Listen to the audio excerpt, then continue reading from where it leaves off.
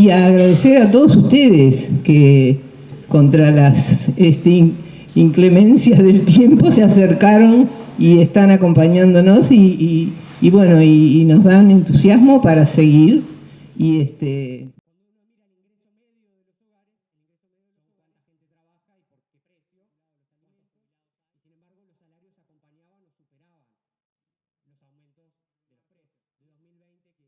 La tasa de crecimiento de Uruguay, lo admite el propio Ministerio de Economía y Finanzas en su rendición de cuentas que acaba de enviar al Parlamento hace unas semanas. Uruguay volverá, digamos, tras el año que viene, tener alguna tasa de crecimiento importante a los niveles promedio, digamos, de lo que uno esperaría como los niveles naturales de crecimiento de largo plazo del Uruguay, y no tendríamos, digamos, un ciclo largo de crecimiento como el que tuvimos en el pasado, que acompañó sobre todo hasta el año 2012, 2013, 2012 más bien. ¿Cómo se traduce, digamos, estos niveles, digamos, de desempeño de la economía en quizá las variables que más les interesa a la gente de a pie, digamos, ¿no? El empleo y los ingresos? Creo que ese es el grueso, digamos, de los que estamos preocupados por la economía en general. Son las dos variables que uno mira, porque en general reflejan de buena forma la evolución del bienestar en una sociedad, ¿no? Más o menos las buenas sociedades son aquellas que tienen altos niveles de empleo y altos niveles de ingreso, digamos, y bajos niveles de desempleo como contracara de esto. Y si uno mira la reactivación del mercado de trabajo, tuvo obviamente una caída importante en el año del COVID, pero venía de un desempeño, digamos, de crecimiento fuerte de la actividad del empleo, sobre todo eso lo veíamos hasta finales del año pasado, y sin embargo los niveles de empleo se están estancando, y se están estancando en niveles parecidos o levemente inferiores o levemente superiores, de acuerdo a cómo uno trate la serie, a los niveles que teníamos en el año 2019 en términos de empleo, pero con una tasa de actividad muy baja. Mucha gente que dejó de estar en el mercado de trabajo durante la pandemia dejó de buscar trabajo y todavía se está incorporando lentamente al mercado de trabajo, y a medida que el empleo se mantiene parecido, pero más gente vuelve al mercado de trabajo, lo que estamos observando también es luego una caída muy importante de la tasa de desempleo, básicamente muy traccionada por mucha gente también que abandonó el mercado de trabajo. Estamos presenciando hace unos meses ya un repunte del desempleo muy asociado a que la gente vuelve al mercado de trabajo, y como los trabajos no están creciendo, se están manteniendo estancados en los últimos tiempos, no están encontrando y por lo tanto pasan a engrosar las filas del desempleo. ¿Y qué ha pasado con los ingresos de los hogares, digamos? Porque uno puede decir, puede estar en los niveles de empleo de 2019, pero como el producto creció, como la riqueza total, ese esfuerzo de 1 de enero a 1 de diciembre es más alto, digamos, que el que teníamos en 2019, puede que los ingresos de los hogares estén mejor. Y cuando uno mira la foto, uno ve una carrera entre precios e ingresos, y en particular entre el principal ingreso de los hogares, que es el salario, donde siempre, sistemáticamente, a partir de marzo del año 2020, los precios le ganan a los salarios. Y atrás de los salarios a las jubilaciones. Y como el empleo está en los niveles de 2020, pero no aumentan respecto a 2020, menores niveles de salario, menores jubilaciones, pero con la misma cantidad de empleados, cuando uno mira, y hoy se publicaron los datos, que no llega a incorporarlos porque se publicaron unas horas antes de venir para acá, cuando uno mira el ingreso medio de los hogares, además de estar en caída, está todavía muy rezagado respecto a los niveles medios de ingreso que tenía, ¿no? Porque los ingresos de los hogares son cuánta gente trabaja y por qué precio, y cuántos jubilados hay y por qué precio, digamos. El precio es el salario y la jubilación. Los economistas nos gusta mirar todo en precio y cantidad, entonces por eso a veces lo nombramos así. Pero bueno, uno mira y desde marzo de 2020 la inflación le viene ganando sistemáticamente a los salarios. Uruguay ha tenido y tuvo en el pasado olas de crecimiento exportador muy alto, con crecimiento de los precios muy vinculados a los alimentos, y sin embargo los salarios acompañaban o superaban los aumentos de los precios. Y eso es un patrón que se dejó de observar a partir de, cuando uno lo mira, claramente empieza a partir de marzo de 2020, que no hago una alusión política, es un dato estadístico, digamos, que empieza a perder sistemáticamente la carrera, al punto que, si hoy miramos la caída del del poder de compra es importante, digamos, en términos del salario real. Estamos hablando de casi un 5% menos en promedio. La cantidad de bienes y servicios que pueden comprar un salario promedio respecto a lo que podía comprar en el promedio del año 2019, si uno lo compara con 2019, si antes podía comprar 100 bananas, hoy puede comprar 95 en promedio el salario, digamos. O sea que estamos en niveles de pérdida salarial importantes, porque la pérdida salarial es las 5 bananas que no compro hoy, pero las que no compré el mes pasado, las que no compré el otro, las que no compré el otro, y así hasta marzo del 2020. O sea, al final de eso uno tiene una pérdida salarial que, sumadas todas esas bananas, termina siendo una pérdida salarial importante, pese a que quizá uno dice 5% y quizá no le parece una cifra tan importante. Y para resumir esta información, y ya paso a los mensajes centrales, y estoy en el límite del tiempo, si me permiten 5 minutos más, me tomo 5 minutos más para decir esto.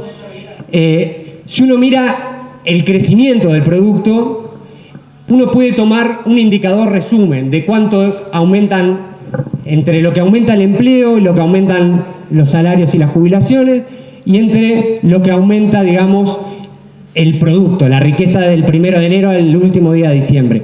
Y cuando uno mira el patrón de crecimiento de 2021 y también en 2022, va a ser de esta misma manera por las proyecciones que están disponibles, que muchas incluso son contenidas con los supuestos de la rendición de cuentas que elabora el propio gobierno.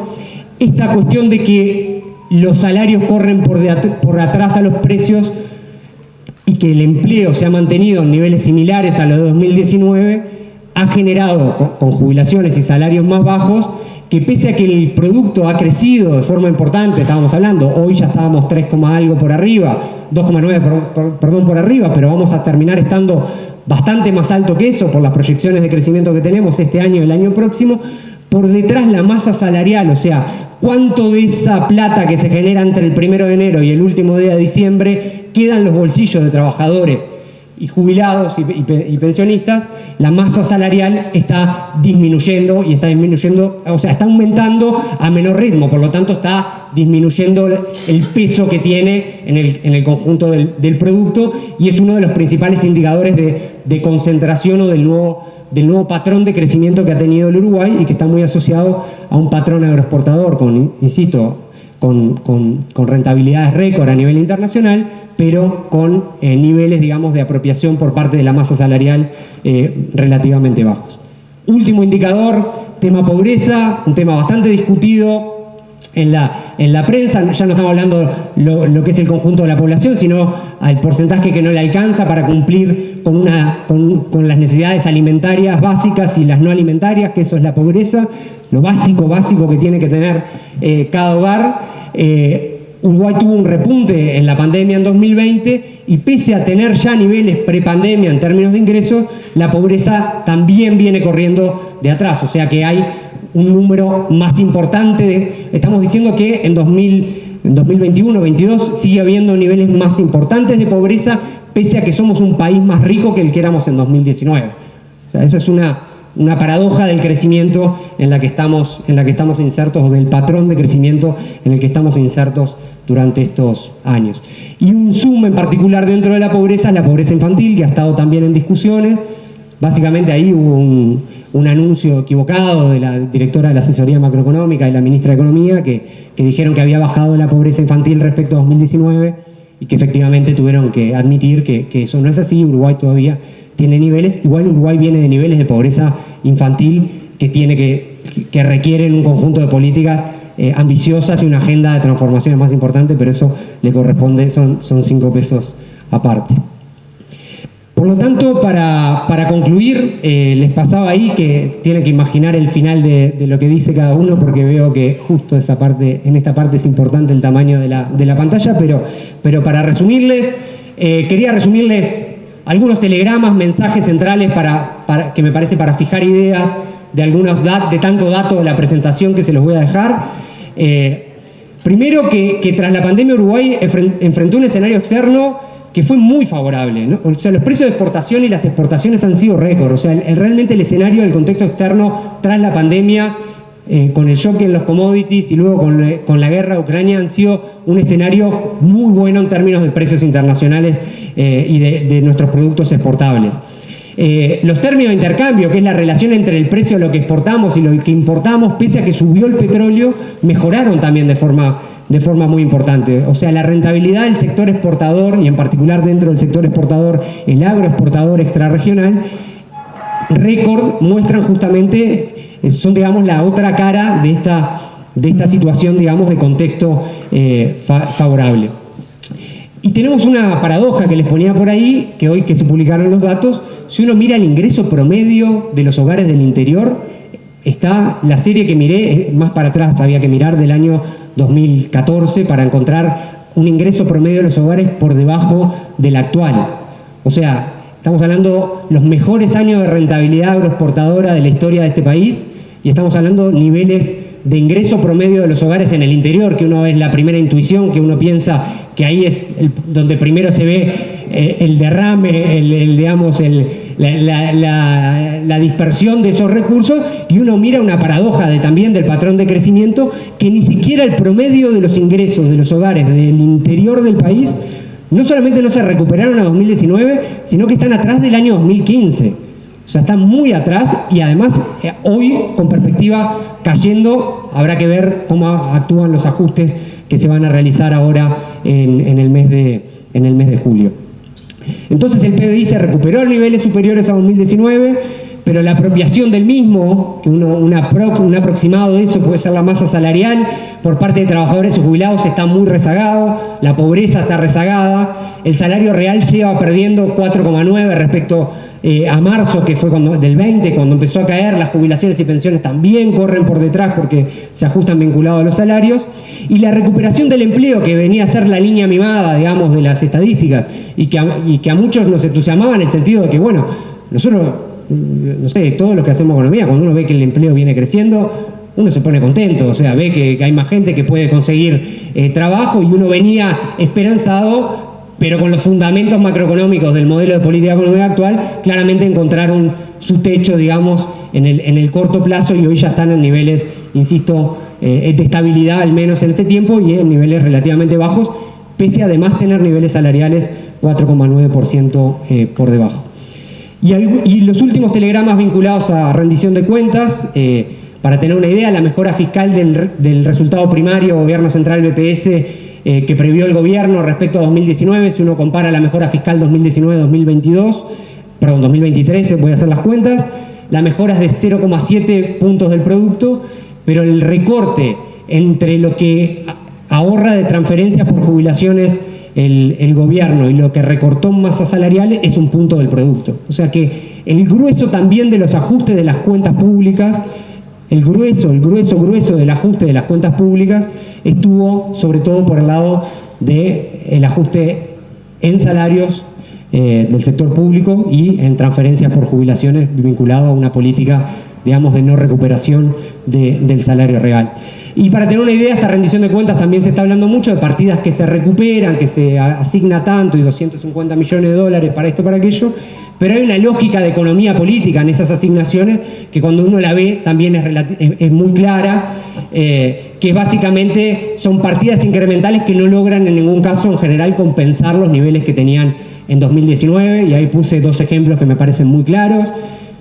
Más o menos, para tener una idea, si los salarios de los docentes, de los maestros, se hubieran ajustado por inflación durante estos años, los salarios de los maestros, estamos hablando de una decisión de política pública estrictamente, no la negociación en el sector privado, si los salarios se hubieran ajustado por inflación para maestros, los maestros deberían en promedio estar ganando 2.200 pesos más de lo que están ganando hoy. O sea que perdieron 2.200 pesos por la política de ajustar por debajo de la inflación, y los aumentos que se dan no logran, en todo caso, como mucho lograrán compensar los niveles salariales que tenían, pero con un nivel de producto más alto. Entonces también son todos más ricos, pero lo que le corresponde a los maestros de esa riqueza es más bajo. El gasto en términos del PBI, por ejemplo, en educación va a estar cayendo probablemente, y es mi segundo punto, va a estar cayendo probablemente a niveles del 4,6, del 0,5 puntos del producto, es probable lo que caiga el gasto en educación entre 2019 y 2022. Tenemos que ver los números finales y, por ejemplo, los 45 millones adicionales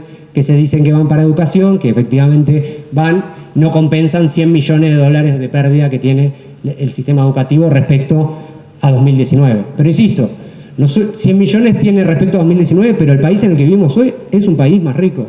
La paradoja, y hay muchas paradojas metidas, y este era mi cierre de mensaje, hay muchas paradojas del modelo de crecimiento donde Uruguay hoy, cuando uno lo compara con 2019, efectivamente es un país más rico, más próspero en términos del valor que tiene su inserción internacional, sus productos, su canasta exportadora, lo que tiene, pero sin embargo conlleva un patrón, digamos, de crecimiento ahí adentro con varias paradojas en salarios, en jubilaciones, en asignaciones al sector público y sobre todo en todos los elementos que tienen que ver con el análisis distributivo, digamos, de los frutos del crecimiento, de los frutos de ese esfuerzo entre el 1 de enero y el 31 de diciembre que todos ustedes realizan durante el año. Por ahí mi exposición.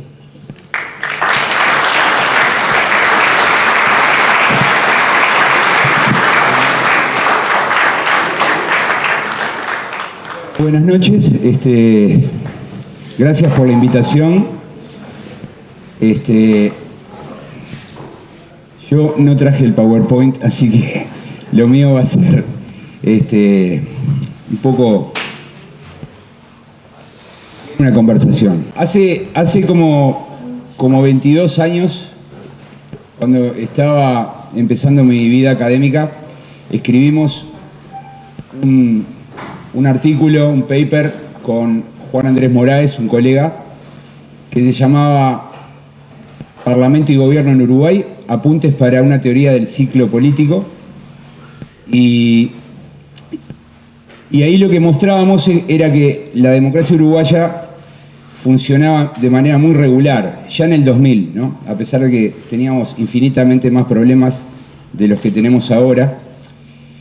Y esa regularidad tenía que ver con las reglas de juego que tiene la política en Uruguay. Uruguay tiene un sistema presidencialista, por más que es atenuado, es un sistema presidencialista y tiene un atributo que es crucial, que es que cuando vamos a las urnas elegimos gobernantes que van a estar en funciones durante un periodo de tiempo. O sea, sabemos cuándo entran y sabemos cuándo se van. Esa es la principal certeza de la democracia uruguaya. El 1 de marzo del 2025, Lacalle Pou va a dejar la presidencia y otra persona va a asumir el cargo. Esta regla es importante porque esta regla ordena toda la política durante los 5 años que dura el periodo. Es decir, al saber que hay una elección allá adelante, todas las expectativas de los actores están ordenados de ese modo.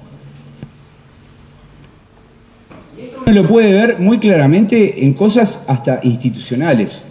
Cuando se vota el presupuesto, se planifica 5 años y cuando uno observa la proyección de gasto, tiene un patrón cíclico. Juan Andrés Moraes, luego con Diego Aboal y Fernando Lorenzo escribieron un paper bastante bueno donde mostraban que ese patrón cíclico que observábamos en el funcionamiento de los actores políticos también se repetía en el gasto público, ¿no?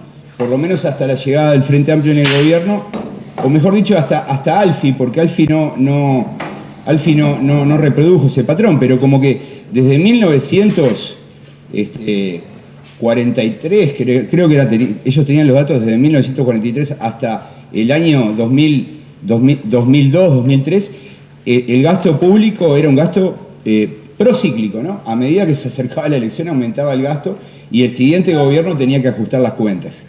Entonces, arranco con esto porque lo que quiero decir es que la democracia en Uruguay está funcionando de manera normal y hoy sabemos lo que está ocurriendo hoy, nos lo imaginábamos antes y hoy nos podemos imaginar lo que va a pasar en el próximo año y medio.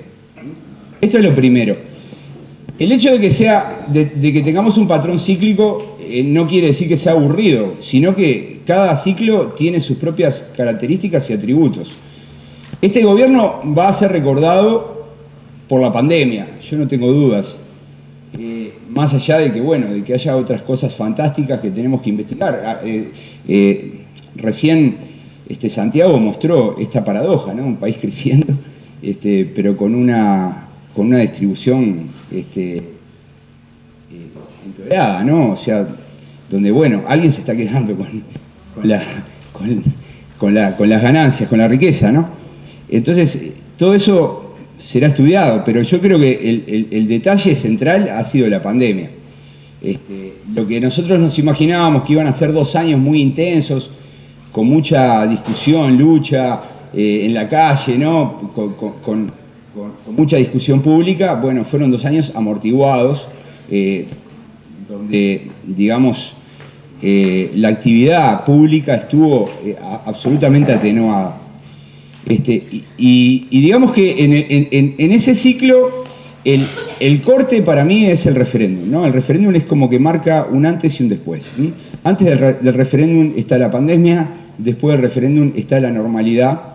Entonces, cuando uno mira las consecuencias del referéndum, lo que encontramos es que, bueno, es que todos los actores están ajustando sus expectativas a partir del resultado del referéndum. Esto es muy, muy relevante porque los actores políticos normalmente no tienen una información de este tipo, tienen información de encuestas. Las encuestas son imperfectas. El referéndum es un censo. El referéndum todos van a votar y todos marcan una preferencia política. Y el referéndum lo que mostró fue un país empatado. Entonces, los actores políticos y también los actores sociales que se manejan con esta información saben muy bien que, bueno, que la próxima elección va a ser una elección reñida y que cualquier detalle puede definir esa elección. Por tanto, cuando digo que las expectativas políticas están ajustadas al resultado del referéndum, es que nadie va a cometer errores en estos próximos 2 años, 2 años y moneda que quedan. Y cuando digo no van a cometer errores, me refiero a que nadie va a tomar medidas, o los gobernantes no van a tomar medidas que supongan costos electorales importantes. Yo digo que, en definitiva, el gobierno está en un brete, en el sentido de que tiene una situación económica y social con fuertes demandas a las cuales tiene que responder, pero al mismo tiempo, bueno, tiene que hacerse cargo de otras cuestiones que fueron planificadas de otra manera.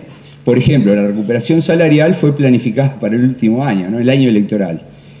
Probablemente la curvita verde que mostraba Santiago va a alcanzar la masa salarial. La masa salarial va a alcanzar a la inflación recién en el último año. Sin embargo, la demanda es hoy en día, ¿no? Y ahí es donde surgen los problemas. Creo que la discusión en torno a la rendición de cuentas está mostrando, en cierto modo, eso, ¿no? Las restricciones del propio plan limitan fuertemente las posibilidades que tiene el gobierno para poder hacer frente.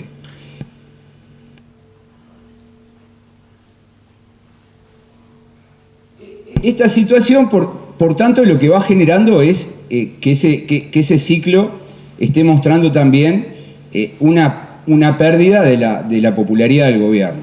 Yo creo que el gobierno, los encuestadores normalmente hablan de gobierno y del presidente como sinónimos, pero me da la impresión como que hay una diferencia bastante clara. Yo creo que, por lo menos eso lo vi en alguna encuesta, el presidente es más popular que el gobierno.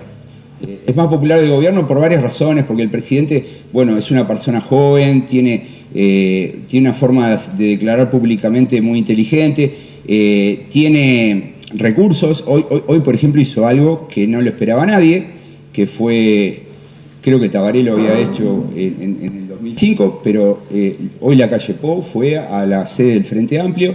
Esto es algo que le hace bien a la democracia, pero que también nos da una prueba de que es un muy buen político, ¿no? O sea, yo creo que así como Uruguay tiene una buena democracia, Uruguay tiene al mejor partido político de izquierda de América Latina, y también tiene a los mejores partidos de centro derecha de América Latina, ¿no? No tengo dudas de eso. Es por destrozo. Cuando uno mira la pandemia y compara la calle Pou con Piñera, con Duque,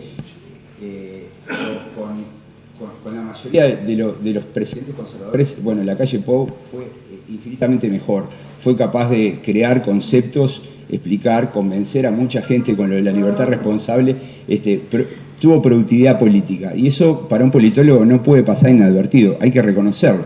Entonces, digamos, pese a ello, yo creo que el gobierno, por la forma en cómo estructuró su plan económico, está atado y no tiene forma de parar el deterioro de su imagen pública. Y en ese sentido, a mí me da la impresión que la situación pone en un brete en el sentido de que, bueno, de que no son muchas balas las que tiene el gobierno para jugar. Yo lo que estoy pronosticando es que el gobierno va a tener algo así como una bala por año, y la bala es en la rendición de cuentas. La rendición de cuentas es una ley ómnibus parecida a la LUC, parecida, no igual, porque el Parlamento tiene un plazo para aprobarla. A diferencia de la LUC, si el Parlamento no la aprobaba, la LUC quedaba. Con la rendición de cuentas es al revés, si el Parlamento no la aprueba, la rendición de cuentas cae, muere. Pero lo cierto es que es como la misma forma de tramitar una cosa, tramitar paquetes. Es una mala práctica, el Frente Amplio también lo hizo y el Partido Colorado también. Desde siempre lo hacemos. No tengo claro si antes del 67 eso ocurría, pero lo cierto es que esta rendición de cuentas, que debería ser una rendición de cuentas sobre salarios de los funcionarios públicos, sobre gastos corrientes del Estado y sobre inversiones del Estado, tiene mucho más. Por ejemplo, la reforma educativa de Rama pasó en un presupuesto, en una ley presupuestal. Muchas reformas que hizo el Frente Amplio pasaron en rendiciones de cuentas. Y el gobierno se dio cuenta que este es el mecanismo. Tener una sola bala, alinear a la coalición y lograr que esas medidas pasen. Entonces yo lo que creo es que la gran batalla del gobierno no es la reforma de la Seguridad Social, sino que es pasar la rendición de cuentas. La reforma de la Seguridad Social es un tema muy, muy complicado, es delicado. El gobierno sabe, yo creo que el gobierno está apelando. El gobierno sabe que es una medida impopular, porque bueno, aumentar la edad de las jubilaciones es impopular en cualquier país del mundo. En Francia se intentó y aparecieron los chalecos amarillos, las movilizaciones callejeras. Es costoso en todas partes. El punto ideal para el gobierno es, bueno, pasarlo con el voto de todos los partidos y de esa forma disminuir costos electorales. Para el Frente Amplio es muy fácil no comprometerse, pero el Frente Amplio sabe que la reforma hay que hacerla. Es más, el primero que dijo que había que hacer la reforma fue Astori. Y el gobierno se lo repite todo el tiempo. Entonces el Frente Amplio va a tener un dilema ahí de qué hacer. Si conviene pasarla ahora y, bueno, neutralizar, que todo el mundo asuma y absorba el costo político, o directamente trancarla, porque yo creo que el gobierno tiene los votos, pero sin el Frente Amplio no creo que la intente pasar. Y por tanto yo creo que la reforma de seguridad social es como algo especial. Está ahí a un costado y el gobierno va a avanzar si el Frente Amplio se compromete. Y si el Frente Amplio no se compromete, quedará ahí y le dirá a la ciudadanía, miren, yo presento el proyecto, este es mi proyecto, llamé a la comisión de técnicos y elaboramos esta propuesta. Si no, va a quedar ahí. Por lo cual, el grueso de las decisiones me parece a mí que va a ser la rendición de cuentas 2022 y 2023. Luego, lo que queda no es tiempo útil de gobierno. ¿A qué le llamamos tiempo útil de gobierno? Bueno, al tiempo en el cual se puede procesar reformas. Es muy importante y relevante entender la noción de reforma. Sí. Es muy relevante entender la noción de reforma, porque la reforma supone modificar el status quo de cualquier política pública. Eso en Uruguay no se puede hacer por decreto. Eso se tiene que hacer por ley. Si uno quiere modificar las políticas públicas, normalmente tiene que mandar leyes al Parlamento. Y eso es bastante complejo.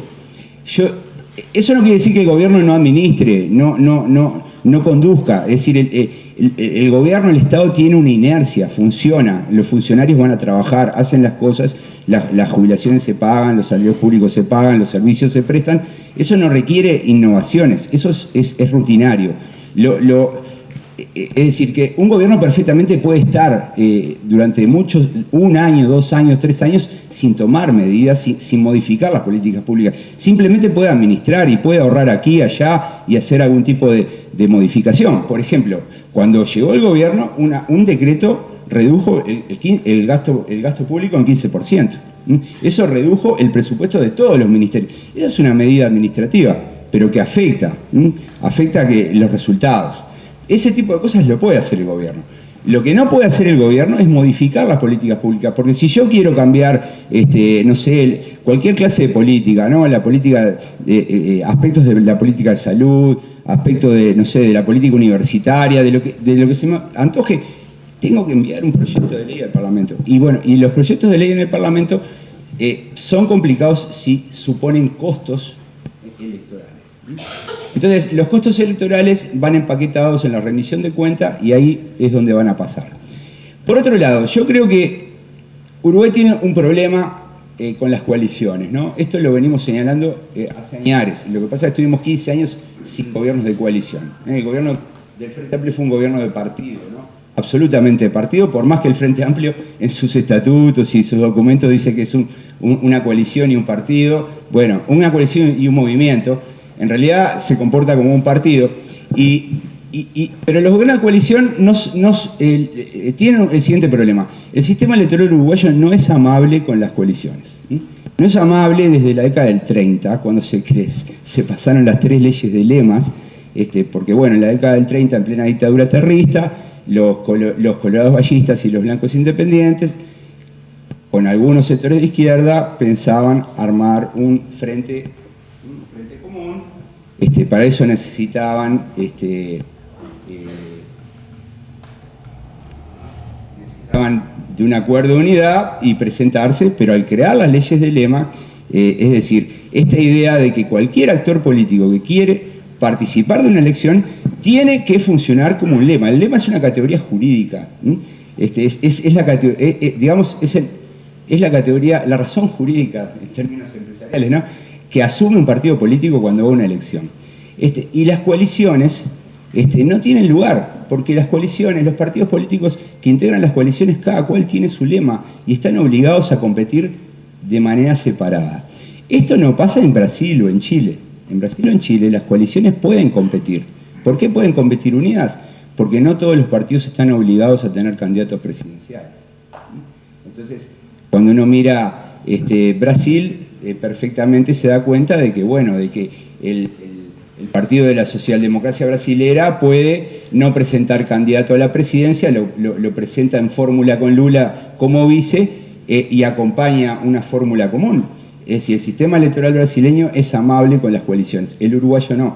Entonces, ¿por qué estoy contando todo esto? Bueno, porque en realidad el sistema electoral uruguayo le está imponiendo a la coalición de gobierno una fecha de caducidad. Esa fecha de caducidad puede ser diciembre de 2023 o marzo de 2024. Digo, marzo para mí sería un disparate porque en junio tenemos las primarias. Entonces, lo que tenemos que tener en cuenta es que, bueno, queda poco tiempo útil de gobierno. Queda poco tiempo para hacer reformas. Al mismo tiempo, la coalición de gobierno tiene vencimiento. Entonces, lo que tenemos por delante va a ser un escenario complejo, donde me parece, yo creo que la calle Pou lo tiene muy claro, ¿no? En 1995 fui con mi profesor Romeo Pérez, fuimos a entrevistar a la calle Herrera. Recién había salido de la presidencia y estaba muy enojado porque estaba como amargado porque muchas de las cosas que él quería hacer no las pudo hacer. Entre ellas, bueno, su paquete de reformas estructurales había sido bloqueado por el referéndum. Además, la reforma de la seguridad social, que luego le hizo Sanguinetti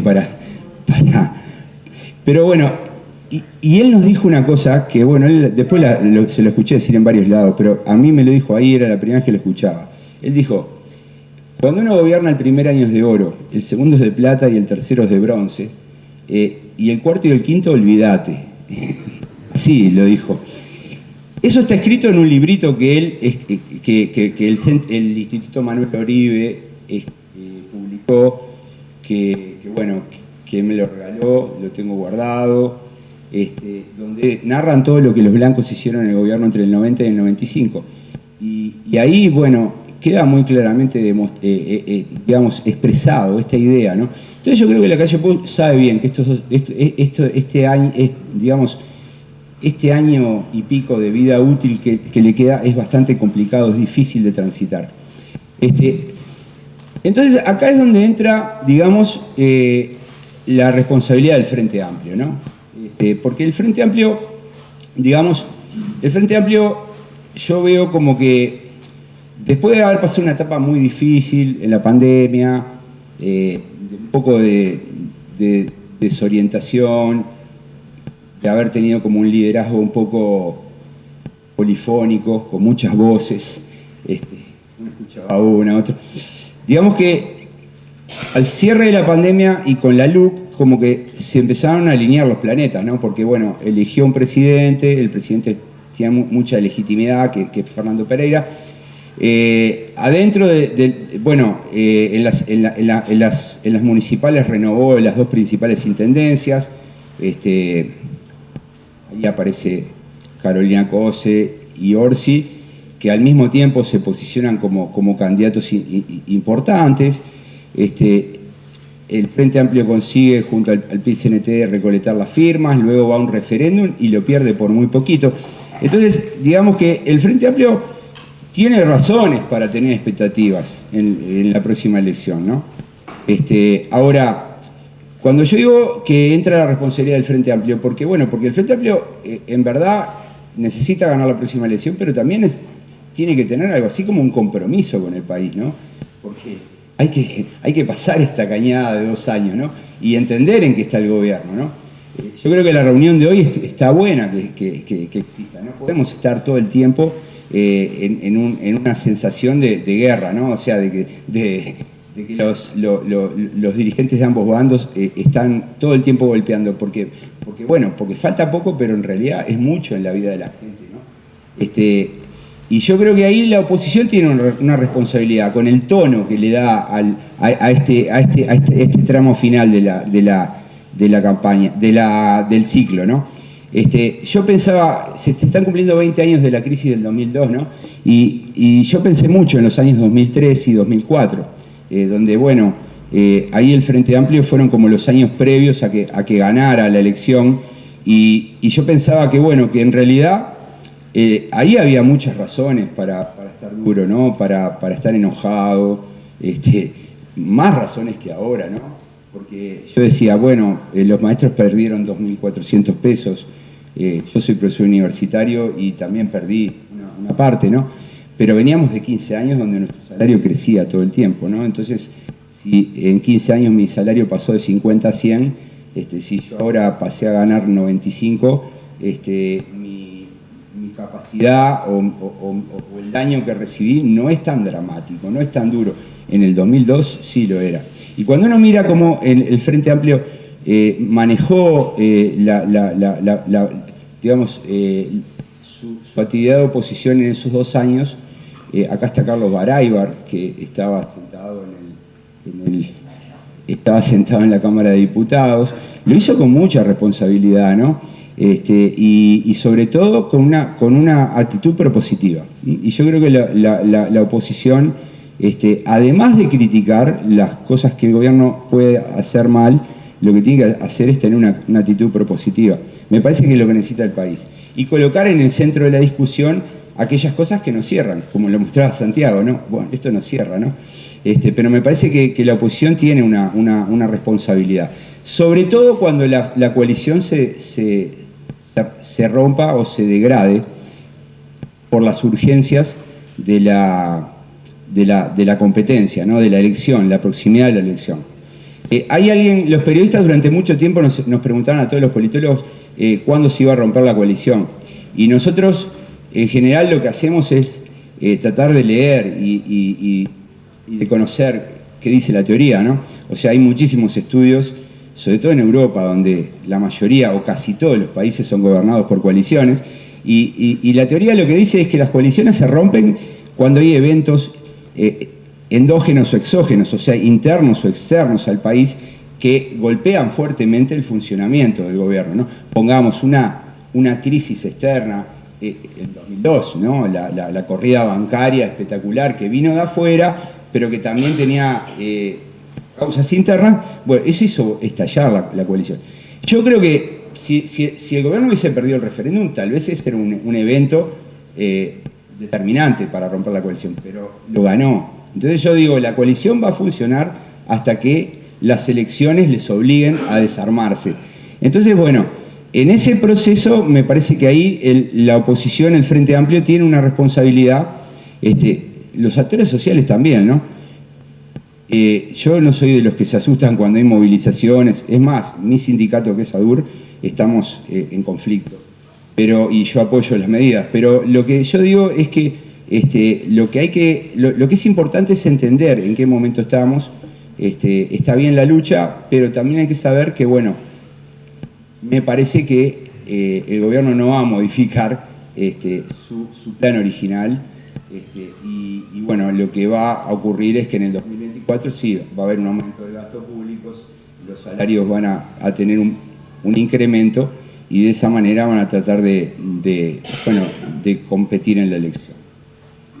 Tengo varias preguntas todos los días me hago varias preguntas sobre, bueno, en qué medida, los tics electorales pueden modificar esta situación que estoy describiendo, ¿no? Pongamos que un socio de la coalición, pongamos que Cabildo, llega a la conclusión de que, bueno, no pueden estar un minuto más porque están perdiendo votos con el Partido Nacional en el interior, entonces nos vamos, y puede llegar a pasar.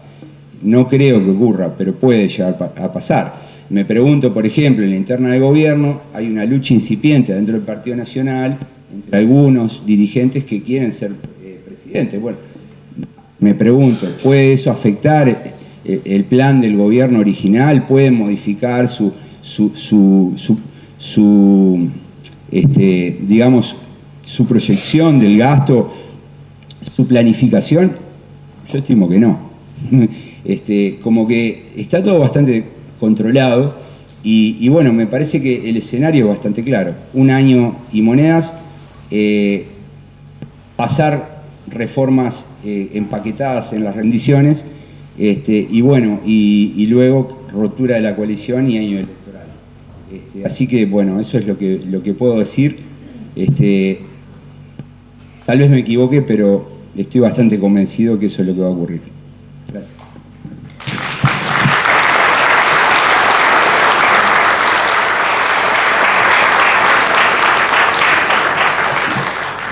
Sí. Bueno, la primera para Daniel, ya seguís vos. ¿Cuáles son las fortalezas y dificultades más notorias del Frente Amplio? Bueno, a ver, fortalezas, digamos que tiene como unos potenciales candidatos que son interesantes para mí, que pueden ganar elecciones presidenciales. Creo que bueno, tiene una estructura territorial que hace en momentos difíciles hace la diferencia. Estoy pensando en momentos en que hay que salir a hablar con la gente y golpear la puerta. Es algo que no se ve en todas las democracias. Por cierto, el 5 de agosto se presenta el libro de Verónica Pérez, Rafael Piñeiro y Fernando Rosenblatt. Es un libro que se escribió en inglés, lo publicó Cambridge University Press, y que se tradujo al español y lo va a publicar la editorial de Crivari, Túnel. Es un libro que habla sobre cómo sobrevive el activismo, la militancia, porque en el mundo, si algo escasea en la democracia son los militantes, y ellos estudiaron a fondo el Frente Amplio, y escribieron el libro estudiando el Frente Amplio. O sea, el Frente Amplio para mí es un partido que tiene mucha fortaleza. También el Partido Nacional, porque el despliegue territorial que tiene el Partido Nacional en el interior es impactante. Entonces yo diría que, bueno, que el Frente Amplio tiene una fortaleza importante en el territorio, sobre todo en el sur, en la región metropolitana. Yo diría que tiene unos candidatos bastante buenos. Yo creo que le falta ¿qué le falta? Le falta tener un programa que entusiasme, porque un riesgo que yo vi, por ejemplo, lo vi en Argentina, ¿no? Alberto Fernández y Cristina Kirchner volvieron con el programa de desandar lo que hizo Macri, ¿no? Y yo creo que el programa del Frente Amplio no puede ser desandar lo que hizo la calle Pou. Por otra parte, el programa no puede ser igual al que el Frente Amplio tuvo en el 2019 o en el 2015, porque el mundo cambió. Santiago mostraba cosas nuevas, ¿no? El mundo es otro, y los desafíos son otros, ¿no? Entonces me parece que el programa es una cosa importante. Y bueno, si bien sé que, bueno, acá tenemos a Álvaro, que creo que está trabajando en la revisión del programa, sé que ahí tiene un tema relevante. Otro punto importante es que el Frente Amplio entienda que es un debate que estoy viendo, que las elecciones se ganan en el centro, ¿no? Digo esto porque he visto que hay algunos dirigentes políticos en el Frente Amplio que dicen, no, en realidad tenemos que ir más a la izquierda. Bueno, eso para mí sería un suicidio, ¿no? Y decir que se ganan en el centro refiere a que, bueno, hay que enamorar a un público de clase media que en las últimas elecciones abandonó al Frente Amplio, ¿no? Yo voto por ahí por Rivera y Julio César en la Escuela Paraguay, y el circuito donde yo voto, desde el 2010 en adelante, la distancia por la que le gana el Partido Nacional al Frente Amplio es cada vez mayor. Entonces, yo creo que hay como unos sectores sociales que el Frente Amplio ha ido perdiendo. Esos sectores sociales no se les va a ganar, no se les va a enamorar con propuestas más de izquierda. Yo creo que el Frente Amplio tiene que pensar en esos sectores y tratar de entender qué demandas hay, pero la elección se gana en el centro. Entonces no me parece que sea un camino razonable ir más hacia la izquierda o volverse más de izquierda, porque me parece que no es lo que pide. Lo otro es que la otra fortaleza que tiene es la debilidad del otro bloque, ¿no? O sea, el otro bloque no va a tener a la calle Pou, y tampoco va a tener a Talvi, que la calle Pou y Talvi fueron dos actores incómodos para el Frente Amplio, porque captaron en ese público de centro que decía que es al cual el Frente Amplio tiene que conquistar, ¿no? Entonces, bueno, yo creo que eso es una ventaja para el Frente Amplio, que no haya por lo menos dos actores que fueron tan atractivos, y por lo menos los que se están manejando como alternativa no los veo con tanto atractivo, y las encuestas que vi sobre ellos tampoco muestran eso. Y entonces, por tanto, el Frente Amplio tiene que pensar, bueno, ¿cómo vamos a ir a buscar ese y normalmente lo que hacía el Frente Amplio es tener una oferta amplia, ¿no? Con Astori de un lado, Mujica del otro. Bueno, eso es lo que tiene que reconstruir, ¿no? Eso sí va a seguir funcionando, eso sí que no cambió, la forma de ganar elecciones no cambia en Uruguay. El que logra mejor abrir las alas es el que le va mejor.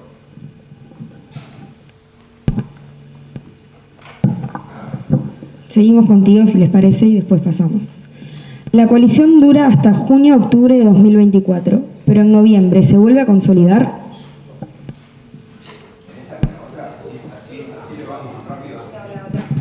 La oposición no debería evaluar qué no se hizo en el gobierno y generar propuestas alternativas viables, no ser furgón de cola de cabildo abierto.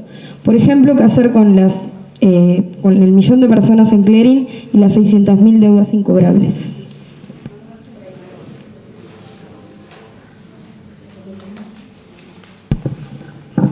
A ver, el pronóstico es, nos parecemos a Suecia en eso. Nos parecemos a Suecia en eso. En Suecia, cuando uno mira los últimos 25 o 30 años de la política, lo que encuentra son alternancias entre un partido socialdemócrata que se mueve entre el 40 y el 45%, y del otro lado lo que tenemos es una coalición de partidos de centro-derecha, que, bueno, a veces gana, a veces pierde. Hay alternancias. En Suecia, obviamente, durante más tiempo han gobernado los socialdemócratas. Me parece que Uruguay tiene como ese mismo formato. La alternativa que tienen los partidos tradicionales es de gobernar en coalición. Están como unidos. Y además el sistema electoral los empuja a eso. Porque en primera vuelta cada cual puede marcar su perfil, lograr sus diputados, sus senadores, pero en segunda vuelta la única forma que tienen de ganarle al Frente Amplio es trabajar unidos. Entonces sí, la coalición se va a romper, digamos, en diciembre del 2023 o en marzo del 2024, pero en la segunda vuelta se va a volver a unir. Entonces, lo que hay que entender es que, bueno, es que la ruptura de la coalición va a ser una ruptura amable, ¿no? Y la competencia hacia octubre va a ser muy coordinada. No se van a ver las cosas que vimos, por ejemplo, en el 2009 o en el 2014, ¿no? Donde veíamos momentos donde se golpeaban fuertemente. Entonces, me parece que eso va a ser un poco así. Después, respecto a lo de la oposición y las propuestas de Cabildo, sí, está bien. Cabildo tiene a veces algunas propuestas que, sobre todo las económicas, que pueden sonar familiares a la izquierda. Pero yo creo que hay que estudiarlo muy bien, ¿no? Porque, a ver, Cabildo es un partido nuevo, digamos que en términos económicos está más cerca de la izquierda, tiene una visión nacionalista, en términos de valores y de lo que piensa para la sociedad está muy a la derecha. Entonces es un partido complicado, pero no sé, me parece que lo que está haciendo Cabildo es identificar algunos temas que quedaron afuera de la agenda de los gobiernos del Frente Amplio y también de este gobierno. Entonces, sin duda, yo estoy de acuerdo con lo que se dice acá, el Frente Amplio debería tener también propuestas alternativas a eso. Creo que de hecho en el Parlamento es lo que ocurre normalmente, ¿no? Cuando alguien aparece con un proyecto, se escribe la alternativa, se le intenta bloquear o modificar, ¿no? Esa es un poco la estrategia, pero me parece que sí, que el tema de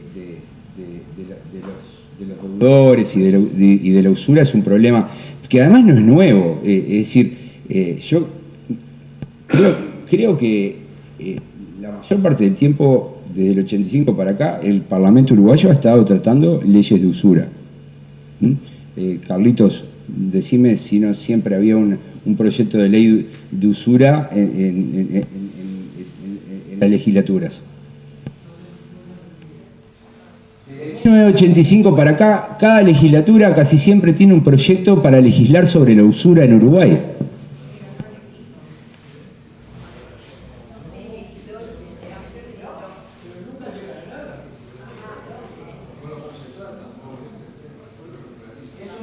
Es un tema y yo creo que lo que el Frente Amplio va a hacer es tener su proyecto. Es así.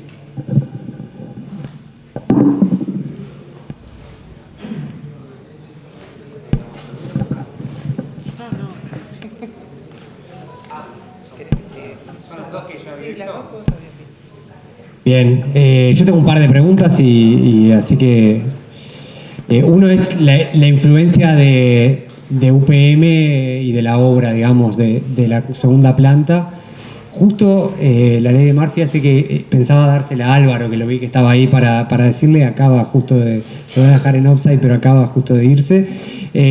¿Y cuánto eran en puntos del PBI? Esa ahora ya la respondo.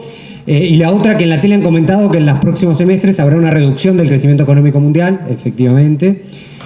¿Cómo será al lado de China? ¿Cómo puede afectarnos? La menor ganancia de los mallas de oro la vamos a pagar también los laburantes. ¿Qué medidas deberían tomarse? Esas son las dos preguntas que tengo.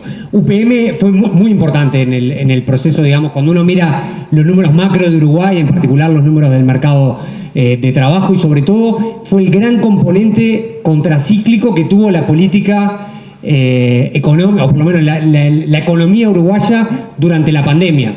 El impulso fiscal de Uruguay, o sea, el gasto extra de Uruguay durante la pandemia, fue de los más bajos, datos de la CEPAL, de América Latina, y de los más bajos del mundo si uno mira datos del FMI también en su monitor fiscal. O sea, el gasto extra en la pandemia realmente fue muy acotado. De hecho, el gobierno procesó su ajuste en jubilaciones y pensiones durante la pandemia, o sea, durante un shock externo negativo, lo cual pone un signo de sobre la prociclicidad de su propia política durante la crisis, pero cuando uno mira globalmente, UPM en algunas zonas del país fue una fuerza que fue a contrapelo de la economía durante estos años y fue muy importante. En el mayor pico estaba previsto 6.000 puestos de trabajo, en el producto impacta por el lado de las inversiones, obviamente, impacta negativamente por el lado de la importación de maquinaria, también hay que decirlo, porque las maquinarias se restan, digamos, en la cuenta del Producto Bruto Interno, pero en términos generales tuvo un impacto muy positivo, e insisto, fue además, en términos de empleo y en términos también de producto, de las pocas fuerzas contracíclicas que tuvo la performance, que no es solamente UPM, es UPM más las obras del ferrocarril central, más las obras portuarias, más las obras en caminos y puentes, más las PPP educativas que había dejado en su momento la administración anterior y que terminaron de ejecutarse durante estos años. Uno saca eso y la economía uruguaya probablemente se hubiera hundido de forma muy importante. No tengo en la cabeza el número exacto en términos de PBI, pero en términos de puestos de trabajo realmente estamos hablando de solamente en la zona de UPM vinculado a la obra de 6.000 puestos de trabajo entre los puestos directos, 2.000 y pico, y el resto que se generó durante la fase de construcción durante este año y medio que han estado construyendo. Las perspectivas para adelante. Yo me acuerdo que se discutía también mucho en facultad cuando entré en 2005 cómo era el tono de la política, porque cuando la economía iba para arriba no había aumentos en salarios, jubilaciones y presupuestos públicos porque había que ahorrar supuestamente, y cuando la economía iba para abajo no había recursos para repartir. Entonces al final del día nunca había recursos, o sea, era como un cuento extraño.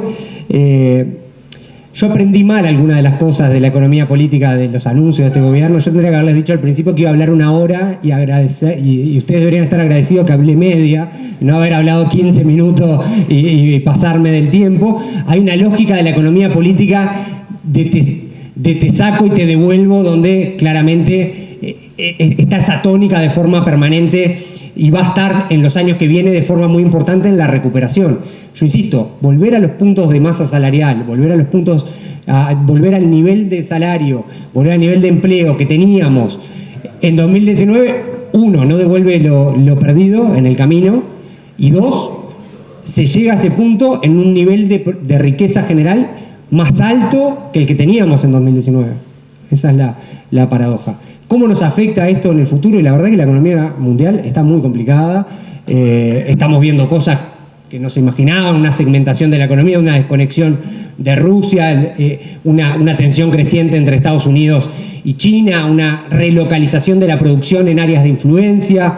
Uruguay en eso está jugando, o sea, hay un TLC con China en discusión que tiene implicancias geopolíticas, hay movimientos, cómo impactan la geopolítica de la inserción externa del Uruguay en los próximos años, también está por verse, pero por lo menos durante lo que resta de este año, las proyecciones en general son que este año la economía uruguaya va a tener un buen desempeño en términos de producto, no así en términos de las otras variables que estuvimos conversando, y probablemente el año que viene algo similar. Si cuando se termina la bonanza que nos dio el viento de cola con los commodities, más la guerra de Ucrania con el aumento de los precios de los alimentos, si se termina ese impulso sin haber transferido, digamos, esa bonanza al bolsillo del ingreso medio de los hogares, como parece ser, y si empezamos la fase descendente del ciclo sin haber recuperado eso, está por verse, digamos, y creo que es parte de las discusiones que políticamente también se darán, digamos, en el marco de la discusión de la política económica, y me imagino también de lo que es en el marco de las discusiones programáticas de qué hacer para adelante, que creo que llevarían a una reunión con un tono distinto al que estamos desarrollando ahora.